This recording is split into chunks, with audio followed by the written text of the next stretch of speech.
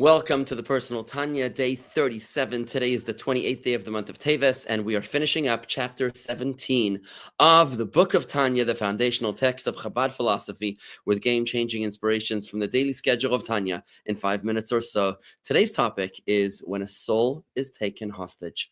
But before we can do that, let's summarize what we've learned so far in the long journey towards self-mastery. We've learned about executive function, how the executive function is the processes that help a person achieve his goals in terms of collaborating between mind, heart, and behavior. We've learned that emotions are command central of your character. Your emotions are the sails of your ship. As the emotions go, so go your behaviors. Now, you can bypass your emotions where you allow your mind to dominate over your heart, but that's a band-aid, and it's not a long-term solution. What the Beinoni needs to do, the struggling Jew needs to do, is every day he needs to meditate to create an emotion, whether it's a full-blown emotion or at least a tavuna emotion, which is a low-energy emotion like a conviction that allows him to navigate his behaviors like the soul of a ship. And that is how we manage our executive function towards self-mastery. Today, in today's Tanya, we learn about an exception, a very important exception when you lose your executive function, because some people are punished by God for insubordination and they lose their ability to control, to manage their emotions. This really, in modern terms, is what we call addiction. Addiction is when the mind has lost control of the impulses of the heart, and the heart is running its own show regardless of the convictions of your mind. You're like a prisoner to your heart. And this, we learn in today's Tanya that the addict can be cured by humility, which interestingly enough is the first of the 12 steps. To admit that you are powerless and that you need the assistance, the intervention of a higher being to break free. So let's dive a little deeper. How does this actually work? Why are these people punished for insubordination? The Alter Rebbe explains something amazing and sensational. It is a foundational principle in Jewish spirituality. We've learned already in chapter 6 of Tanya that God is transparency. God is an awareness. But anything which rebels against God is a state of ego. So ego means that you are rebelling against the existence of God. The manifestation of the antithesis of God is arrogance, is ego. So when the sinner rebels against God egregiously, he's invested in his ego, is invested in the antithesis of holiness. That person can actually become a prisoner of his ego and to lose his full freedom and his executive function.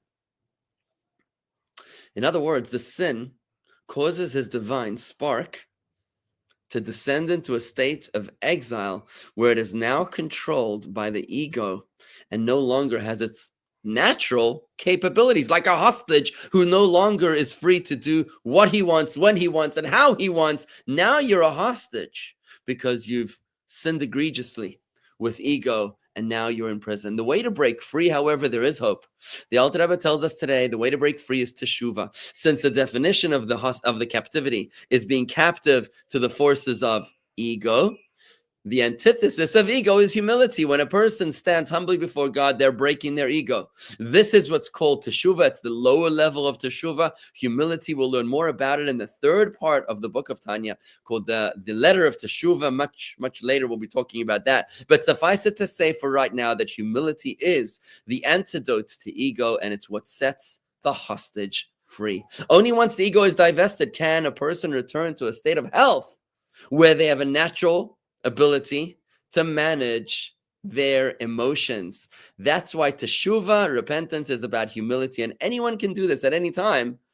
It's hope for the addicts to be able to realize that if they can reach rock bottom and recognize that they are powerless and that they need the intervention of a higher power, they are on the journey to break free. In other words, just to summarize, the three kinds of Jews. Remember that tzaddik is the successful Jew, the rasha is the failing Jew, and the Beinoni is the struggling Jew. So to put things in the bigger context, in other words, the tzaddik is the person, the successful Jew, who actually is in control of their emotions. Most of us don't have that ability.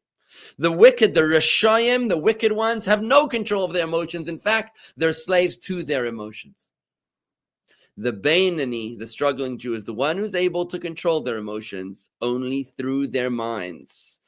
Through the mind, navigating the emotion, as explained, whether that's through a full-blown meditation, which creates an emotion in the heart, or if it's a meditation that brings just a conviction, a tevuna love, which is not a full-blown emotion, but just a conviction, enough to create the sails of your ship, to navigate your executive function from conviction all the way through to behavior, to allow yourself to experience self-mastery. So if you're one of those people that feels that you're a slave to your emotion, that you're not able to manifest, to control any part of your emotion, not even through meditation, maybe it's humility that you need, because you are in a state of captivity. You are a hostage to the forces of ego.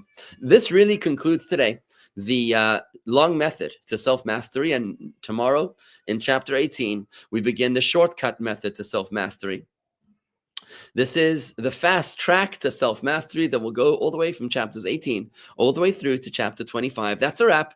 Let's try to apply. You can do this.